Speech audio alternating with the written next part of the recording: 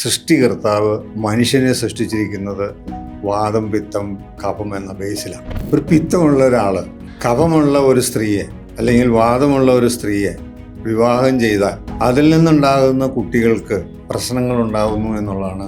അപ്പോൾ ഈ പ്രേമിക്കുമ്പോഴേ നമ്മൾ വാദപിത്ത കഫം അതല്ലേ പെട്ടെന്ന് പിരിഞ്ഞു പോണേ.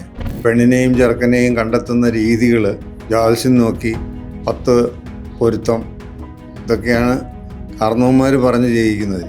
ഈ വ്യക്തികൾ വാദമാണോ പിത്തമാണോ കഫമാണോ എന്ന് തിരിച്ചറിയുന്നില്ല. കഫമുള്ള ഒരാളാണെങ്കിൽ എപ്പോൾ നോക്കിയാലും മൂക്കി ചുറ്റിക്കൊണ്ടിരിക്കും. പിത്തമുള്ളവൻ പറയും എപ്പോൾ നോക്കിയാലും മൂക്കിക്കിടെ വെള്ളം വരലും.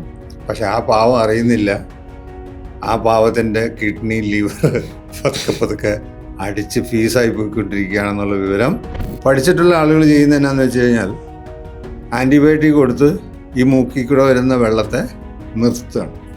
ഇത് ഡിസ്ചാർജായി പോയി ക്ലീൻ ആവാനാണ് ഈ പ്രകൃതി നമുക്ക് ചെയ്തു തന്നിരിക്കുന്ന പണി. അപ്പോൾ അതിനെ നിർത്തുമ്പോൾ എന്താവും? അത് മുകളിലേക്ക് കയറും. ഇഷ്ടപ്പെടാത്തൊരു കല്യാണം ഉണ്ടെങ്കിൽ അവർ സംഗമിക്കുമ്പോൾ ആ ഒരു ഫ്രിക്ഷൻ ജനിക്കുന്ന കുട്ടികളുണ്ട്. വിവാഹ ജീവിതം എന്ന് പറയുന്നത് മെഡിസിനാണ്. സ്ത്രീകളുടെ ആരോഗ്യം അവിടെയാണ് നിലനിൽക്കുന്നത്. Welcome to ABC talks. Today's episode is powered by ബിസൈൽ ഗ്രൂപ്പ് ഓഫ് ഇൻസ്റ്റിറ്റ്യൂഷൻസ്, കൊച്ചി. ഇന്നത്തെ നമ്മുടെ ഗസ്റ്റ് എന്ന് പറയുന്നത് മാത്യൂസ് വൈദ്യനാണ്. നമസ്തേ സർ. ഓക്കെ. ജനിതക വൈകല്യങ്ങൾ അല്ലെങ്കിൽ ജനറ്റിക് ഡിസോർഡേഴ്സ്, ഇത് ലോകം നേരിടുന്ന ഒരു വലിയ പ്രശ്നമാണ്. ലോകത്തിന് ഉത്തരം കണ്ടെത്താൻ പറ്റാത്തൊരു പ്രശ്നമാണ്. അത് കേരളത്തിൽ പാലക്കാട് മണ്ണാർക്കാട് ഇതിന് ഒരാൾ പരിഹാരം കണ്ടെത്തുന്നു എന്നുള്ളതാണ് മാത്യൂസ് വൈദ്യൻ്റെ പ്രത്യേകത. എന്താണെന്നൊന്ന് പറയാമോ? ഒരു ഓട്ടോമൊബൈൽ ഡിപ്ലോമ പഠിച്ച് വണ്ടിപ്പണി പഠിച്ച ഒരാൾ ഇന്ന് ലോകത്ത് ന്യൂറോ വിഭാഗത്തിൽ പല ചികിത്സകളും കണ്ടെത്തുകയും അത്യുന്നതിയിൽ നിൽക്കുന്ന ഒരു സ്ഥലത്ത് ഇതുവരെയും കണ്ടുപിടിക്കാൻ പറ്റാത്ത ജനറ്റിക് ഡിസോർഡറിൻ്റെ കാരണം എന്താണെന്നോ അതിനുള്ള ഒരു പോംവഴി എന്താണെന്നോ ഇന്നും തേടി നടക്കുന്ന ഒരു കാലഘട്ടമാണ്. ഞാൻ എപ്പോഴും എന്നും കാലത്ത് മുതൽ വൈകുന്നേരം വരെ ഞാൻ രോഗികളെ ചികിത്സിക്കുന്നെങ്കിലും ഞാൻ അവരോട് വളരെ ധാർഷ്ട്യത്തോടു കൂടി പറയുമ്പോഴും രാജ്യത്തിൻ്റെയോ ലോകത്തിൻ്റെയോ ഏതെങ്കിലും കോണിൽ ഇതിനൊരു മരുന്ന് കണ്ടെത്തിയിട്ടുണ്ടോ എന്ന് ചിന്തിച്ചുകൊണ്ടാണ് പറയാറ്. ഈ ജനറ്റിക് ഡിസോർഡേഴ്സിന് എങ്ങും മരുന്ന് കണ്ടുപിടിച്ചിട്ടില്ല അല്ലേ? ഇല്ല. വൈദ്യരുടെ കയ്യിൽ അതിന് മരുന്നുണ്ട്. വൈദ്യർ എത്ര വർഷമായിട്ട് ചികിത്സിക്കുന്നുണ്ട്? ഞാൻ ഏതാണ്ട് ഇപ്പോൾ ഒരു 35 കൊല്ലത്തിന് മേലെ പ്രധാനമായിട്ട് സമൂഹത്തിലേക്ക് ചികിത്സിക്കാൻ തുടങ്ങി. പ്രധാനമായിട്ട് ഓട്ടിസം ആണോ? എന്താണ് അങ്ങയുടെ ചികിത്സാ രീതി? ജനറ്റിക് ഡിസോർഡർ എന്ന് പറയുമ്പോൾ ഒത്തിരി പേരുകളാൽ അറിയപ്പെടുന്നതാണ്. Autism, ADHD, Down syndrome, West syndrome, microcephaly, hydrocephalus, muscular dystrophy, muscular atrophy. ഇപ്പോൾ 18 കോടിയുടെ ഒരു injection SMA, spinal muscular dystrophy, ഇങ്ങനെയുള്ള ഞരമ്പിനെ സംബന്ധിച്ചിട്ടുള്ള മസിൽസിനെയും ഞരമ്പിനെയും സംബന്ധിച്ചിട്ടുള്ള രോഗങ്ങൾ ജനിക്കുമ്പോൾ തന്നെ ഉണ്ടാകുന്നതാണ് ജനറ്റിക് ഡിസോർഡർ എന്ന് പറയുന്നത്. എന്നാൽ ഈ ക്ഷതം നമ്മൾ വളർന്ന് വലുതായി കഴിയുമ്പോൾ വേറൊരു പേരിലേക്ക് ഇത് അറിയപ്പെടുകയാണ്. ഒന്ന് പാർക്കിൻസൺ, മറ്റൊന്ന് അൽഷിമേഴ്സ്, മറ്റൊന്ന് SMA. ഈ പറഞ്ഞ കാര്യങ്ങൾക്കൊന്നും ഇന്ന് സ്റ്റിറോയിഡ് കൊടുത്ത് മെയിൻറ്റെയിൻ ചെയ്യുന്നു എന്നുള്ളതല്ലാതെ താൽക്കാലിക പരിഹാരം, അതൊക്കെ ഒരു താൽക്കാലികം. ഒരു പെർമനൻ്റ് ക്യൂർ എന്ന് പറയാൻ വളരെ സിമ്പിളായിട്ട് രോഗികളെ ബോധ്യപ്പെടുത്തി കൊടുക്കുകയാണെങ്കിൽ അവരുടെ ജീവിതം സുഭിക്ഷിതമാണ്. ഈ ജനറ്റിക് ഡിസോർഡർ എന്ന് പറയുമ്പോൾ അണ്ടവും ബീജവും തമ്മിൽ യോജിക്കുമ്പോൾ ഉണ്ടാകുന്നതാണോ? ഗർഭപാത്രത്തിൽ വളരുമ്പോൾ ഉണ്ടാകുന്നതാണോ? ജനിക്കുമ്പോൾ ഉണ്ടാകുന്നതാണോ? എന്താണ് ശരിക്കും ജനറ്റിക്? അത് എൻ്റെ അനുഭവത്തിൽ ഞാൻ ഇത്രയും കാലമായിട്ട് ഏതാണ്ട് 7000-ലധികം കുട്ടികളെ ചികിത്സിച്ചിട്ടുണ്ട്. അപ്പോൾ ഈ ചികിത്സ ഗുണമുണ്ടെന്ന് അറിഞ്ഞ ഉടനെ, ഇപ്പം ഞാൻ ചികിത്സ പഠിച്ചത് ആദിവാസി സമൂഹത്തിൽ നിന്ന്, അവർക്കും ഇതിന് ചികിത്സയുണ്ടെന്ന് അറിയില്ല. അവർക്ക് പക്ഷാഘാതം വന്നു കഴിഞ്ഞാൽ ചികിത്സയുണ്ട്. നമുക്കൊക്കെ പക്ഷാഘാതം വന്നു കഴിഞ്ഞാൽ 90 ദിവസം ആയുർവേദത്തിൽ പോയി തിരുമ്മി പഞ്ചകർമ്മങ്ങളൊക്കെ ചെയ്ത് ഒരു വശം, ആ തളർന്നുപോയ വശം സ്റ്റിഫായിട്ടിരുന്ന് ഒരു സപ്പോർട്ട് വഴിയോടുകൂടിയാണ് പക്ഷാഘാതം വരുന്നവരെല്ലാം തിരിച്ച് ജീവിതത്തിലേക്ക് വരുന്നത്. എന്നാൽ ഇവരുടെ മരുന്ന് കൊണ്ട് അവർ പറഞ്ഞ ദിവസം കൊണ്ട് തന്നെ അവർ സാധാരണ രീതിയിലേക്കാണ്, അൺബിലീവബിളാണ്. മുൻപ് എങ്ങനെ ഉണ്ടായിരുന്നോ അതേപോലെ വരും. അപ്പോൾ ഈ ചികിത്സ ഇങ്ങനെ ഒരു സംഗതി കണ്ടപ്പോൾ അതിൽ നിന്ന് എനിക്ക് ചില അവസരങ്ങളൊക്കെ കിട്ടി. ഇപ്പം ഞാനത് പഠിക്കണമെന്ന്, കാരണം ഞാൻ കല്യാണം കഴിച്ചിരിക്കുന്നത് അമ്മ ആദിവാസിയും അച്ഛൻ ക്രിസ്ത്യാനിയാണ്. അപ്പോൾ ഇൻ്റർകാസ്റ്റ് മാരേജ് നടന്ന അവരുടെ മകളെയാണ് ഞാൻ കല്യാണം കഴിച്ചിരിക്കുന്നത്. അപ്പോൾ അവിടുത്തെ ആ ജീവിതത്തിൻ്റെ അകത്ത് ചെന്ന് പെട്ടപ്പോഴാണ് ഇങ്ങനെയുള്ള കാര്യങ്ങൾ മനസ്സിലാക്കി. എനിക്ക് ആദ്യം കിട്ടിയൊരു അനുഭവം എന്നാന്ന് വെച്ച് കഴിഞ്ഞാൽ, പോളിയോ വാക്സിനേഷൻ എടുത്ത് അരയ്ക്ക് കീഴ്പ്പെട്ട് തളർന്നുപോയ ഒരു കുട്ടിയാണ് ആദ്യമായിട്ട് ഞങ്ങളുടെ അടുത്തേക്ക് എത്തുന്നത്. അത് എൻ്റെ അമ്മ ചികിത്സകയാണ് എന്നറിഞ്ഞിട്ട് അവരെ തേടി വന്നതാണ് ഈ കൊച്ചിനെ എടുത്തുകൊണ്ട്. അത് ആദിവാസി തന്നെയുള്ളല്ലോ. ആദിവാസികളുടെ ഇടയിൽ നിന്ന് ഇങ്ങനെയുള്ള കുട്ടികൾ ജനിക്കുന്നില്ല എന്നുള്ളതാണ് വേറെ സത്യം. വളരെ വളരെ അപൂർവം. അപ്പോൾ അവിടെ ഇങ്ങനെ ഒരു സംഭവം വന്നപ്പോൾ, ഇവരെടുക്ക വന്നപ്പോൾ ഇവർക്ക് ഇത് പോളിയോ ആണെന്നോ ഇതിന് ഈ മരുന്ന് ഉപയോഗിച്ചാൽ പ്രയോജനമുണ്ടെന്നോ അറിയില്ല. അന്ന് ഞങ്ങൾ അമ്മയെ പഠിക്കാൻ നടക്കുകയാണ്. ഇപ്പം എൻ്റെ ഭാര്യ BSc ബോട്ടണി പഠിച്ച ആളായതുകൊണ്ട്, ബയോളജി ഉള്ള ആളായതുകൊണ്ട് അവർക്ക് ഇലയെ പറ്റിയൊക്കെ കൂടുതൽ അറിയുകയും ചെയ്യാം. അങ്ങനെ ഞങ്ങളത് അമ്മോട് പറഞ്ഞു, മരുന്ന് ഉണ്ടാക്കി ഉപയോഗിച്ച് നോക്കാൻ പറഞ്ഞു. ആത്മാവിന് സത്യം ചെയ്ത് പറയുകയാണെങ്കിൽ അത് 10-15 ദിവസം കഴിഞ്ഞപ്പോൾ അരക്കെട്ടിന് താഴെ തളർന്നുപോയ കൊച്ച് വെള്ളത്തിൽ കളിക്കാൻ തുടങ്ങി. കിട്ടിയ അനുഭവങ്ങളെല്ലാം അങ്ങനെയാണ്, അത്ഭുതങ്ങളാണ്. അപ്പോൾ ഈ ആദിവാസി കുട്ടിക്ക് വാക്സിനേഷൻ എടുത്തിട്ട് പോളിയോ വന്നതാണ്. പക്ഷെ ഇതിന്റെ റീസൺ, റൂട്ട് കോസ് എന്താണ്? എനിക്ക് തോന്നുന്നു ജിക്ക് അതാണ്. ഒരു വൈറസാണ്. പോളിയോയുടെ അല്ല, മൊത്തത്തിൽ ഇപ്പൊ ഈ പറഞ്ഞ സംഭവങ്ങളിൽ നമ്മുടെ ജീവിതരീതിയായിട്ടൊന്നുമല്ല പറയാനുള്ളത്. അതിനകത്ത് പറയാനുള്ളത്, വിവാഹ ജീവിതം തുടങ്ങുമ്പോൾ ഇപ്പം നമ്മുടെ കാരണവന്മാരൊക്കെ പെണ്ണിനെയും ചെറുക്കനെയും കണ്ടെത്തുന്ന രീതികൾ ജാൽസ്യം നോക്കി 10 പൊരുത്തം, ഇതൊക്കെയാണ് കാരണവന്മാർ പറഞ്ഞ് ചെയ്യിക്കുന്ന രീതി.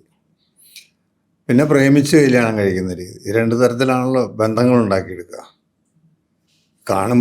കാണുന്നതെല്ലാം ഭംഗിയാണെന്ന് തോന്നി പെട്ട് കഴിയുമ്പോൾ ഈ വ്യക്തികൾ വാദമാണോ പിത്തമാണോ കഫമാണോ എന്ന് തിരിച്ചറിയുന്നില്ല. ആയുർവേദക്കാർ കഫവും വാദവും പിത്തവും ഐഡൻറ്റിഫൈ ചെയ്ത് ചികിത്സ പറയുന്നുണ്ടെങ്കിൽ പോലും സമൂഹത്തിനും ഇത് തിരിച്ചറിയണം. ഞാൻ വാദക്കാരനാണോ, ഞാൻ കഫക്കാരനാണോ, ഞാൻ പിത്തക്കാരനാണോ, ഏത് പ്രകൃതക്കാരനാണോ. അതെ. അപ്പോൾ നമുക്ക് 2 വാഹനം മേടിക്കുകയാണ്. ഒരു വണ്ടിക്കകത്ത് പെട്രോളും ഒരു വണ്ടിക്കകത്ത് ഡീസലോ ഒഴിക്കുന്നത്. കമ്പനി അങ്ങനെ നിർദ്ദേശിച്ചിരിക്കുന്നത്. ഒരിക്കലും ഏതെങ്കിലും ഒരു ഇന്ധനം കൊണ്ടൊന്ന് 2 വണ്ടിക്ക് ഒഴിക്കാൻ പറ്റുന്ന രീതി കണ്ടെത്തിയിട്ടില്ല. അതെന്തുകൊണ്ടാണെന്ന് ഞാൻ മനസ്സിലാക്കിയിരിക്കുന്നത്, സൃഷ്ടികർത്താവ് മനുഷ്യനെ സൃഷ്ടിച്ചിരിക്കുന്നത് വാദം പിത്തം കഫം എന്ന ബേസിലാണ്. ഏത് കഴിച്ചാലും കുഴപ്പമില്ല എന്ന് അല്ല, കുഴപ്പമുണ്ട് എന്നുള്ളതാണ് അദ്ദേഹം പഠിപ്പിച്ചിരിക്കുന്നത്. അതുകൊണ്ടാണ് ക്രിസ്ത്യാനികളെല്ലാം 10 കൽപ്പന പറയുമ്പോൾ ഞാൻ ഒന്നേ പറയുന്നുള്ളൂ. 10 കൽപ്പനയല്ല കൊടുത്തത്, ഒരു കൽപ്പനയാണ്. ആ കൽപ്പനയാണ്, ഈ കാണുന്നതെല്ലാം നിങ്ങൾക്ക് സ്വന്തം, അതിലെ ഒരു വൃക്ഷത്തിൻ്റെ കനി കഴിക്കരുത്, അത് കഴിച്ചാൽ പാപിയാകും. അതാണ് ബൈബിളിലും ഖുറാനിലും പറഞ്ഞിരിക്കുന്നൊരു കാര്യം. ഹൈന്ദവാചാരപ്രകാരമാണെങ്കിൽ പ്രകൃതിയെ സ്നേഹിക്കുകയും പ്രകൃതിയെ വിശ്വസിക്കുകയും പ്രകൃതിയെ ഈശ്വരനായി കാണുകയും ചെയ്യുന്നവരാണ് ഹൈന്ദവാചാരം. ഹിന്ദു മുസ്ലിം എപ്പോഴും നബിയെയും ആ ഒരു കാഴ്ചപ്പാടിൽ ബൈബിളും ഖുറാനും എഴുതിയിരിക്കുന്നതനുസരിച്ചാണ്. അപ്പം അതിലാദ്യമേ എഴുതിയിരിക്കുന്ന ഇതാണ്: ഈ കാണുന്നതെല്ലാം നിങ്ങൾക്ക് സ്വന്തം, അതിലെ ഒരു വൃക്ഷത്തിൻ്റെ കനി കഴിക്കരുത്, അത് കഴിച്ചാൽ പാപിയാകും. എന്ത് സംഭവിച്ചു? പിശാച് വന്ന് അത് ഹൗവായിൽ കൊടുത്തു, ഹൗവായെ കൊണ്ട് ആദാമിന് കൊടുത്തു, അവർ പാപിയായി തീരുവാണ്. അപ്പോൾ അവിടെ ഒരു കൽപ്പനയാണ്, നീ വേദനയോടെ പ്രസവിക്കണമെന്ന്. അവിടെയും വാത്സല്യത്തോടു കൂടിയാണ് ആ ശിക്ഷ കൊടുത്തത്. ആ വേദനയോടെ പ്രസവിക്കണം എന്ന് പറയുമ്പോൾ അമ്മ മക്കൾ ബന്ധം ആഴമായി ഒരു ബന്ധമായി മാറാനാണ്. അത് അച്ഛനില്ല, അമ്മയ്ക്കേ ഉള്ളൂ. അതുകൊണ്ടാണ് ചില മക്കളെല്ലാം വഴിവഴച്ച് പോണതും. കാരണം അമ്മ സ്നേഹം കൂടുമ്പോൾ, മക്കളെ കൂടുതൽ വാത്സല്യത്തോടു കൂടി വളർത്തുമ്പോൾ ബുദ്ധിമുട്ടറിയാതെ വളർത്തുന്നത്. അതിന് അച്ഛന് പങ്കില്ല. അതിനൊക്കെ പറയാൻ പോയ ഒത്തിരി കാര്യങ്ങളുണ്ട്. അത് ജനം മനസ്സിലാക്കിയിരിക്കേണ്ട ആവശ്യമാണ്. ഇനി അടുത്ത തലമുറയ്ക്ക് ശരിക്കും പറഞ്ഞു കഴിഞ്ഞാൽ ഇത് മനസ്സിലാക്കിയില്ലെങ്കിൽ ഇന്ന് മിക്ക സ്ത്രീകളും പുരുഷന്മാരും കല്യാണം കഴിക്കാനായിട്ട് ഇഷ്ടപ്പെടാതെ നടക്കുന്ന ഒത്തിരി പേരുണ്ട്. ഞാൻ അവർക്ക് ഗ്രാൻഡ് വെൽക്കം പറയുക. കാരണം അല്ല, ഈ ഇപ്പം കുട്ടികളിൽ ഉണ്ടാകുന്ന ഈ ജനറ്റിക് ഡിസോർഡറിൻ്റെ ചികിത്സയെ പറ്റി നമ്മൾ സംസാരിച്ചിടത്താണ് നമ്മളിങ്ങനെ ഇങ്ങോട്ടൊക്കെ സംസാരിച്ചെത്തിയത്. അത് വരുന്നതിൻ്റെ കാരണം ഇത് ഇത്രയും പറഞ്ഞില്ലെങ്കിൽ അതിൻ്റെ ആരംഭം മനസ്സിലാവില്ല. ഇഷ്ടപ്പെടാത്ത ഒരു കല്യാണം, പെണ്ണിനോ ആണിനോ ഇഷ്ടപ്പെടാത്തൊരു കല്യാണം ഉണ്ടെങ്കിൽ അവർ സംഗമിക്കുമ്പോൾ ആ ഒരു ഫ്രിക്ഷൻ ജനിക്കുന്ന കുട്ടികളുണ്ട്. 1. 2, കല്യാണം കഴിച്ച് ഞാൻ ഈ 2 കൊല്ലത്തേക്ക് അല്ലെങ്കിൽ 3 കൊല്ലത്തേക്ക് പ്രസവിക്കുന്നില്ല എന്ന് പറഞ്ഞ് കൂട്ടായ്മയോടുകൂടി ജീവിക്കുന്നവരുണ്ട്. അത് കഴിഞ്ഞ് 2 കൊല്ലം 3 കൊല്ലം കഴിഞ്ഞിട്ട് കുട്ടി ജനിക്കാൻ വേണ്ടിയിട്ടുള്ള അത്രയും തത്രപ്പാട് നടത്തുന്നുണ്ട്. ഈ കല്യാണം കഴിക്കുകയാണെങ്കിൽ കുട്ടി ജനിക്കണം, അത് സ്വാഭാവികമാണ്. നേച്ചറിനെ മാറ്റി വെച്ചുകൊണ്ടൊന്നും ചെയ്യാനൊക്കില്ല. അപ്പോൾ അതിൽ ചെയ്യുന്ന പല പ്രക്രിയകൾ, ഇപ്പം പലരും മരുന്നുകൾ കഴിക്കുന്നുണ്ട്, വേറെ ആസൂത്രണങ്ങളുണ്ട്. അപ്പോൾ ഈശ്വരൻ എന്ന് പറയുന്ന ഒരാൾ നിങ്ങളെ 2 പേരെയും കൂട്ടിച്ചേർത്തല്ലോ, നിങ്ങളതിന് ഒരു ജന്മം കൊടുക്കാൻ മടിക്കുന്നു എന്ന് പറയുമ്പോൾ അത് ദൈവികമായിട്ട് ഒരു തെറ്റെന്നുള്ളതാണ് അതിൻ്റെ കാഴ്ചപ്പാട്. അല്ലെങ്കിൽ കല്യാണം കഴിക്കണ്ട. കല്യാണം കഴിച്ചാൽ സ്ത്രീ പുരുഷ ബന്ധം ഉണ്ടാവും. സ്ത്രീ പുരുഷ ബന്ധം ഉണ്ടാകുമ്പോൾ ജീവിതത്തിൻ്റെ അകത്ത് ഒത്തിരി അർത്ഥങ്ങളുള്ളതുണ്ടാവും. മെഡിസിനാണത്. വിവാഹ ജീവിതം എന്ന് പറയുന്നത് മെഡിസിനാണ്. വിവാഹ ജീവിതം എന്ന് പറയുന്നത് ഭാര്യയ്ക്കും ഭർത്താവിനും കൂട്ട്, അല്ലെങ്കിൽ സ്ത്രീ പുരുഷ ബന്ധം കൂട്ട് എന്നുള്ളതിനേക്കാൾ ഏറെ സ്ത്രീകളുടെ ആരോഗ്യം അവിടെയാണ് നിലനിൽക്കുന്നത്. സ്ത്രീ പുരുഷ ബന്ധത്തിൽ, പിന്നെ വിവാഹ ജീവിതത്തിൽ നമ്മൾ 10-24 വയസ്സ് വരെ 28 വയസ്സ് വരെ കല്യാണം കഴിക്കാതിരുന്നിട്ട് പിന്നെ കല്യാണം കഴിച്ചു. 28, 56, പിന്നെ ഒരു 28 കൂടെ ആകുമ്പോഴെന്ന് വരെ നമ്മൾ വിവാഹ ജീവിതത്തിൽ ഒന്നിച്ച് ജീവിക്കുന്ന ഭാഗമാണ് നമ്മുടെ ലൈഫിൽ ഏറ്റവും മനോഹരമായത്. അതിടയ്ക്ക് തല്ലിപ്പിരിഞ്ഞ് പോകുന്നതാണ് നരകം. ഇപ്പം 2 കാരണവും അങ്ങനെ. 3ാമത്തെ കാരണം, ഒരു പിത്തമുള്ള ഒരാൾ കഫമുള്ള ഒരു സ്ത്രീയെ അല്ലെങ്കിൽ വാദമുള്ള ഒരു സ്ത്രീയെ വിവാഹം ചെയ്താൽ അതിൽ നിന്നുണ്ടാകുന്ന കുട്ടികൾക്ക് പ്രശ്നങ്ങളുണ്ടാകുന്നു എന്നുള്ളതാണ് ഞാൻ മനസ്സിലാക്കിയിരിക്കുന്നത്. പിത്തമുള്ള ആൾ, പിത്തത്തിൻ്റെ സ്വഭാവം എന്ന് പറയുന്നത് ശാപ്പാട്ടുരാമനാണ്. അവർക്ക് ഭക്ഷണമാണ്, ഭക്ഷണപ്രിയരാണ്. അപ്പോൾ ഭക്ഷണം കഴിച്ചു കഴിഞ്ഞാൽ പിന്നെ അവർക്ക് വേഗം ഉറങ്ങണം. അപ്പോൾ കുടുംബജീവിതത്തിൽ സാറ്റിസ്ഫാക്ഷൻ എന്ന് പറയുന്നൊരു സാധനം അവർക്ക് കൊടുക്കാൻ പറ്റില്ല. അവർ നല്ല സ്നേഹമുള്ളവരാണ്, വീട്ടിലെ കാര്യങ്ങളെല്ലാം നടത്തി കൊടുക്കാൻ ബാധ്യസ്ഥനാണ്. പക്ഷെ എന്തിന് സ്ത്രീക്ക് പുരുഷൻ, പുരുഷന് സ്ത്രീ? ആ ചോദ്യത്തിന് മുമ്പിൽ അവിടെ ഫെയിലിയറാണ്. അത് പുരുഷനായാലും ശരി, സ്ത്രീ ആയാലും ശരി. പിത്തം ആർക്കാണ്? അപ്പം അങ്ങയുടെ നിരീക്ഷണപ്രകാരം പിത്തഭാവത്തിലുള്ള ആൾക്കാരെ തന്നെ കല്യാണം കഴിക്കണം എന്നുള്ളതാണ്. അതെ. അപ്പോൾ കുട്ടികളുണ്ടാവില്ല. അപ്പോൾ പിത്ത ഭാവത്തിലുള്ള അല്ലെങ്കിൽ എന്താ പറയുക, വാദപിത്ത കഫ മൂന്ന് തരത്തിലാണ് നമ്മളെ സൃഷ്ടിച്ചിരിക്കുന്നത്. അപ്പൊ പിത്തഭാഗത്തിലുള്ള ചേരുമ്പടി ചേരണം എന്ന് പറയും. അപ്പൊ അത് പിത്തത്തിലുള്ള ആളെ കല്യാണം പിത്തത്തിലുള്ള ആളെ കല്യാണം കഴിച്ചു കഴിഞ്ഞാൽ അവർ തമ്മിൽ ബഹളമൊന്നും ഉണ്ടാക്കില്ല. കാരണം രണ്ടുപേർക്കും തിന്നാനാണ് ഇഷ്ടം, ഉറങ്ങാനാണ് ഇഷ്ടം, രണ്ടുപേർക്ക് സമൂഹത്തിനോട് കടമപ്പെട്ട് ജീവിക്കാനാണ് ഇഷ്ടം.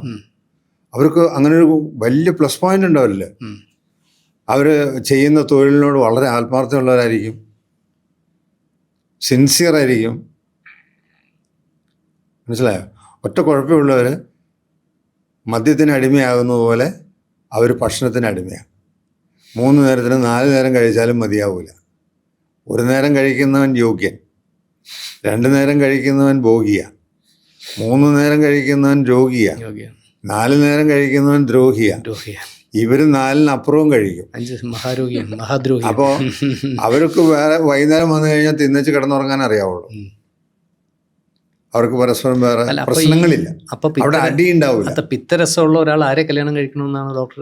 പിത്തമുള്ള ആള് പിത്തമുള്ള ആളെ തന്നെ കല്യാണം കഴിക്കണം. കുട്ടികളുണ്ടാവാൻ കഫമുള്ള ആള് കഫമുള്ള ആളെ തന്നെ കല്യാണം. അപ്പൊ കുട്ടികളുണ്ടാവാൻ സാധ്യത കുറവാണെന്നല്ലേ പറഞ്ഞത്? അല്ല, അത് കുട്ടികളുണ്ടാവും. കുട്ടികളുണ്ടായാൽ ഇങ്ങനെയുള്ള പ്രശ്നങ്ങൾ ഉണ്ടാവില്ല. ഞാനിതിന് മുൻതൂക്കം കൊടുക്കുന്നതിന് പ്രശ്നങ്ങൾ ഉണ്ടാവില്ല. മനസമാധാനത്തോടു കൂടിയല്ലേ അവരുടെ സംഭവങ്ങൾ മുഴുവനും. അപ്പോൾ ഈ പ്രേമിക്കുമ്പോഴേ നമ്മൾ വാദപിത്ത കഫം അതല്ലേ പെട്ടെന്ന് പിരിഞ്ഞു പോണേ. വാദവും പിത്തം നോക്കിയിട്ടല്ലല്ലോ പ്രേമിക്കണേ. കോലം കണ്ടിട്ടല്ലേ പ്രേമിക്കണേ. അല്ല, ഞാൻ ചോദിക്കുന്നത് അങ്ങനത്തെ ഒരു സെൻസേഷൻ വേണ്ടേ നമുക്ക്? അല്ല, അതറിയണല്ലോ. നമുക്ക് ഒരു കാര്യം ബോധ്യമാണ്, പലർക്കൊപ്പം നമുക്ക് ജീവിക്കാൻ പറ്റില്ല, പലർക്കൊപ്പം നമുക്ക് ഒരു ബെഡ്റൂം ഷെയർ ചെയ്യാൻ പറ്റണമെന്നില്ല, പലർക്കൊപ്പം നമുക്ക് ഒരു കാറിൽ യാത്ര ചെയ്യാൻ പറ്റണമെന്നില്ല, ഈവൻ ചിലർക്കൊപ്പം നമുക്ക് കുറച്ച് നേരം സംസാരിച്ചിരിക്കാൻ പറ്റണമെന്നില്ല, ചിലർക്കൊപ്പം ഇതൊക്കെ നമ്മൾ എത്രയായാലും ഒരു കാര്യമില്ല, നമ്മൾ അവരോടൊപ്പം ഇരിക്കാനും ആഗ്രഹിക്കാനും. അപ്പൊ ഇതൊക്കെ ഈ പ്രകൃതത്തിന്റെ ഭാഗമാണോ? ഞാനൊരു കാര്യം പറയാം. താങ്കളും കല്യാണം കഴിച്ചതാണ്. എല്ലാവരും കല്യാണം കഴിച്ച ആൾക്കാർ വിവാഹ ജീവിതം എന്ന് പറയുന്നത്, ഇപ്പോൾ കഴിഞ്ഞ ദിവസം ഞാനൊരു കല്യാണത്തിന് പോയി. ഭയങ്കര ആർഭാടമായിരുന്നു. ഒരു സിനിമ സ്റ്റൈലിൽ തന്നെ വിവാഹത്തിൻ്റെ ചടങ്ങുകളെല്ലാം ഇപ്പോൾ നടന്നുകൊണ്ടിരിക്കുന്നത്. അപ്പോൾ ഞാനവിടെ ചെന്നിരുന്ന് കണ്ടു കഴിഞ്ഞപ്പോൾ പുതിയ മണവാളിനും മണവാട്ടിയും സിനിമ സ്റ്റൈലിലെല്ലാം കഴിയുന്നു. അനുഭവസ്ഥൻ എന്നുള്ള കാഴ്ചപ്പാടിൽ ഞാൻ എൻ്റെ മനസ്സുകൊണ്ട് അന്നേരം തോന്നിയത്, ഇതിന്ന് മാത്രമല്ലേ ഉള്ളൂ, ഇത് കഴിഞ്ഞാൽ റിയാലിറ്റിയാണ്. പിന്നെ ഒരു ബെഡ്റൂമിലേക്ക് പോവുകയാണ്. അവിടെയാണ് നമ്മൾ പറയുന്ന മണിയറ. അത് ആ മണിയറയിൽ ഏറ്റവും മനോഹരമായി എല്ലാം അലങ്കരിച്ചിട്ടുണ്ടെങ്കിലും സാമ്പത്തികത്തിൻ്റെ അനുസരിച്ചൊരു പുതപ്പുണ്ടാവും. സാമ്പത്തികം കുറവാണെങ്കിൽ പുതപ്പിൻ്റെ വില കുറവ്, സാമ്പത്തികം കൂടുതലാണെങ്കിൽ ബ്ലാങ്കറ്റ് എൻ്റെ പുതപ്പ് വേറെ.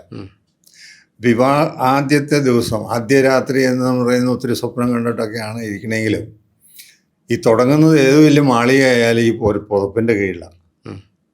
ആ പുതപ്പിൻ്റെ കീഴിൽ ജീവിതം തുടങ്ങി ഒരാഴ്ച കഷ്ടി പോകാനാണ് സാധ്യത. അത് ഈ കവിഞ്ഞങ്ങോട്ട് പോകാന്ന് പറയുന്നത് വളരെ വിരളമാണ്. പുതപ്പ് വേണ്ടെന്നും പറഞ്ഞാൽ വഴക്കുണ്ടാക്കുക. ഒരാൾക്ക് പുതപ്പ് വേണം, ഒരാൾക്ക് പുതപ്പ് വേണ്ട. അപ്പോൾ അത് ആദ്യത്തെ അടി തുടങ്ങി. ആര് കാണുന്നു? ഒരു മനുഷ്യനും കാണുന്നില്ല. അവരെ കാലത്തെ വാതിൽ തുറന്ന് പുറത്തേക്ക് വരുമ്പോൾ വളരെ സ്നേഹത്തോടു കൂടിയാണ്. കാരണന്മാരെന്ത് വിചാരിക്കും? അമ്മായിയമ്മയായാലും അമ്മയായാലും എന്ത് വിചാരിക്കും? അപ്പോൾ മക്കൾ നല്ല സന്തോഷത്തോടുകൂടി തന്നെയാണ്. പക്ഷെ അവിടെ പുതപ്പിന് അടി ഉണ്ടാക്കിയിട്ടാണ് വന്നേക്കണേ. അത് കഴിഞ്ഞ് കുറച്ച് ദിവസം കഴിയുമ്പോൾ ഒരാൾ പറയും ഫാനിൻ്റെ സ്പീഡ് കുറവാണ്, ഒരാൾ പറയും ഫാനിൻ്റെ സ്പീഡ് കൂട്ട്. പിന്നെ ഇവർക്ക് രാത്രി ഉറങ്ങാൻ നേരമില്ല, ഇത് സ്വിച്ച് ഓഫ് ചെയ്യാനും ഇത് കൂട്ടാനുമുള്ള പണിയാണ്. അത് കുറച്ചും കൂടി അങ്ങ് പോകും. ഇതിൻ്റെ ഇടയിൽ എങ്ങനെയോ സംഭവിക്കുകയാണ് ഗർഭം എന്ന് പറയുന്നൊരു പരിപാടി. അതിൽ നിന്ന് അങ്ങനെ ഉണ്ടാകുന്ന കുഞ്ഞുങ്ങൾ പല പ്രശ്നങ്ങളാണ്. അതൊരു കാരണമാണ്. സ്നേഹമെന്ന് പറയുന്ന സാധനം അവിടെ ഇല്ല. എല്ലാം ആക്രാന്തം എന്നുള്ള ഒരു ഭാഷയാണ്. ഇത് സ്നേഹത്തോടു കൂടി കൈകാര്യം ചെയ്യേണ്ട ഒരു ഭാഗം ആക്രാന്തത്തോടു കൂടി ചെയ്താൽ എന്താ സംഭവിക്കുന്നത്? അപ്പോൾ അത് ഇഷ്ടപ്പെടാത്ത ഒരാൾ ആവശ്യം പറഞ്ഞുകൊണ്ട് ചെന്നിരിക്കുന്ന സമയത്ത് അവിടെ എങ്ങനെ സംഗമം ഉണ്ടാവുക? അപ്പോൾ താങ്കൾ പറഞ്ഞതുപോലെ അങ്ങോട്ടും ഇങ്ങോട്ടും സംസാരിക്കാൻ പോലുമുള്ള മാനസികാവസ്ഥയില്ല. അപ്പോൾ പുറത്ത് ജോലി ചെയ്ത് കഷ്ടപ്പെട്ട് വരുന്ന ഒരാൾ വീട്ടിൽ വെറുതെ ഇരിക്കുന്ന ഒരാളും എങ്ങനെ കമ്പയർ ചെയ്ത് എടുക്കാൻ പറ്റും?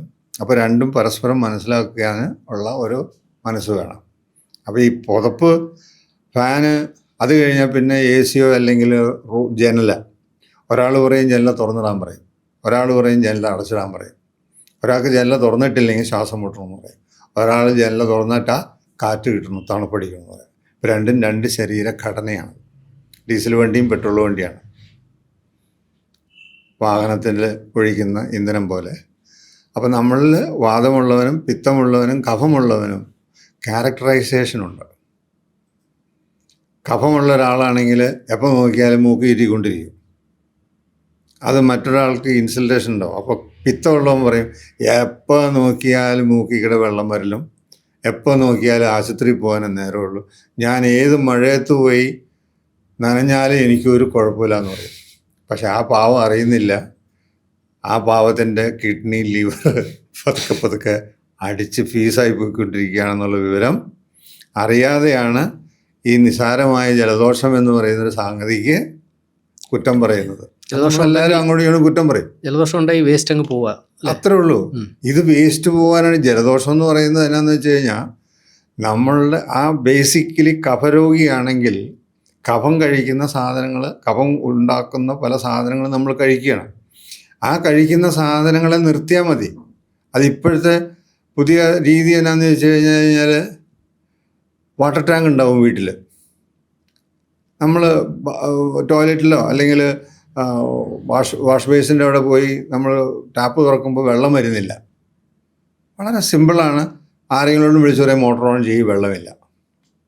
അതിനൊത്തിരി പഠിക്കേണ്ട ആവശ്യമൊന്നുമില്ല, ഡിഗ്രിയുടെ ആവശ്യം ഒട്ടുമില്ല എന്നാണ് എനിക്ക് തോന്നുന്നത്.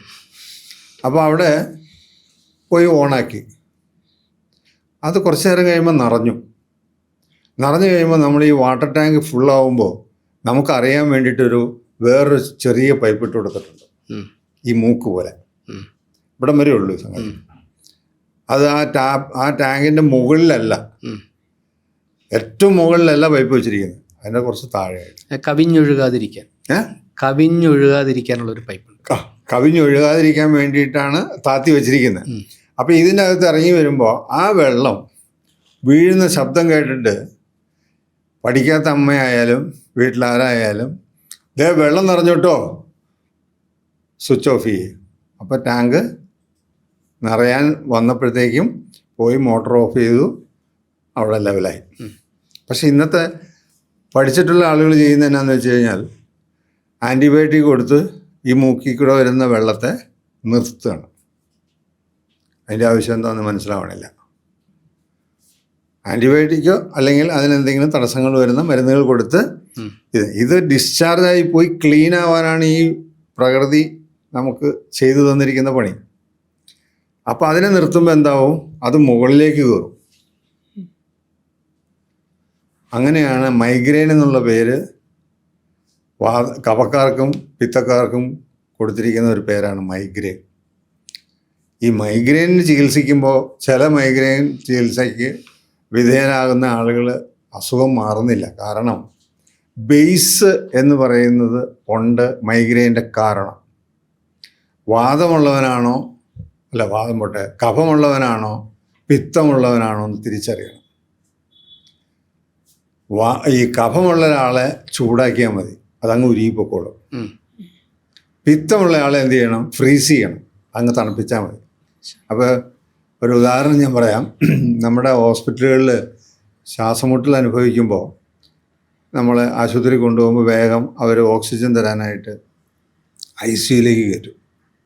നല്ല ഐസ് പോലെ ഇരിക്കുന്ന സ്ഥലമാണ് അതിൻ്റെ ആളും. അവിടെ ചെന്നു അവർ ഓക്സിജൻ കൊടുക്കാനായിട്ട് ഇട്ടു. ഒരു ദിവസം കുഴപ്പമൊന്നുമില്ല. പിറ്റത്തെ ദിവസം കിട്ടുന്ന ന്യൂസ് എന്നാന്ന് വെച്ച് കഴിഞ്ഞാൽ ന്യൂമോണിയ വന്നിട്ടുണ്ട്. അപ്പം ഇങ്ങോട്ട് വന്നപ്പോൾ ന്യൂമോണിയ വന്നില്ലല്ലോ. അല്ല, അത് ചിലപ്പോൾ ICUയിൽ ഇൻഫെക്ഷൻ ആവാം, എന്നാലും ന്യൂമോണിയ വന്നു. വളരെ ജനം മനസ്സിലാക്കേണ്ട കാര്യമാണ്. നിങ്ങൾ വെറുതെ വിട്ടികളെ പോലെ അവിടെ ചെന്നിട്ട് ഈ ശ്വാസം മുട്ടൽ ഉണ്ടാക്കേണ്ട ഒരു കാര്യമില്ല. ന്യൂമോണിയ വന്നു കഴിഞ്ഞാൽ പിന്നെ ബുദ്ധിമുട്ടാണ്. പിന്നെ അതിനെ അതിജീവിക്കാൻ ആയുസിൻ്റെ ബലം കൊണ്ട് തന്നെ ഇങ്ങനെ പോരുക. അതേസമയം വേറൊരു കൂട്ടർ അവിടെ പോയി കഴിഞ്ഞാൽ ന്യൂമോണിയ ഒന്നും വരാതെ കൂളായിട്ട് സുഖമായിട്ട് പുറത്തേക്ക് വരും. ഇത് രണ്ടിൽ ആരാന്ന് ചോദിച്ചു കഴിഞ്ഞാൽ പിത്തക്കാരനെ ICU കയറ്റിയ സുഖമായിട്ട് വരും. കഫക്കാരനെ വെയിലത്ത് കൊണ്ടുപോയി നിർത്തിയ സുഖമായിട്ട് വരും. സിമ്പിളാണ്. സിമ്പിളാണ്. സിമ്പിളാണ്. ഇത്രയേ ഉള്ളൂ. മാറാരോഗമല്ല ആസ്മ എന്ന് പറയുന്നത്, മാറുന്ന രോഗമാണ്.